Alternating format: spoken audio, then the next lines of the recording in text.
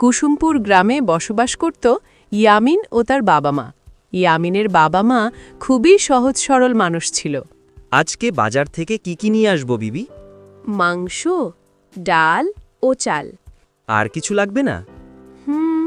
কিছু ছোলা বুট, 3টে পেঁয়াজু আর মুড়ি নিয়ে এসেন। আচ্ছা, ঠিক আছে। ইয়ামিন, তোমার কিছু কি লাগবে? লাগলে বলো, নিয়ে আসবো।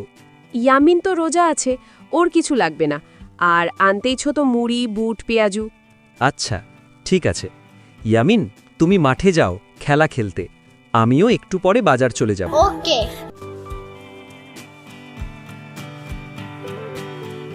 পানির নিচে ডলফিনটা তো জঙ্গলের মতন, হেডাটা জঙ্গলের মতন।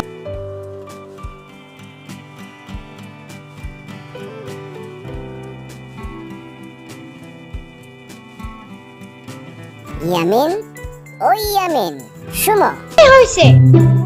আমাদের বাড়িতে সবাই রোজা আছে। আমরা অনেক আনন্দ করে সেহরি খাই, সবাই এক টেবিলে। আমিও রোজা আছি, তুমিও নিশ্চয়ই আছো। আর হ্যাঁ, তোমার বোন, কি নাম জানো? শম্পা। শম্পাও কি রোজা আছে?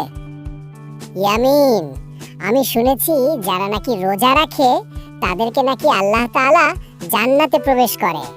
আর রোজা রেখে মিথ্যে কথা বলা যাবে না, সবার সাথে ভালো আচরণ করতে হবে। তাহলে আল্লাহ তাআলা অনেক ফলমূল খেতে দেয় জান্নাতে, অনেক খেলনা উপহার দেন। সত্যি? হ্যাঁ, সত্যি। আর এখন বলো, তুমি কি আমাদের বাড়ি যাবে? কেন?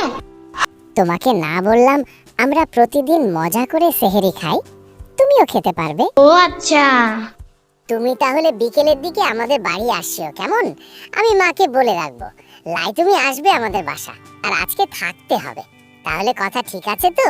আসবা আজকে বিকেলে? ওকে।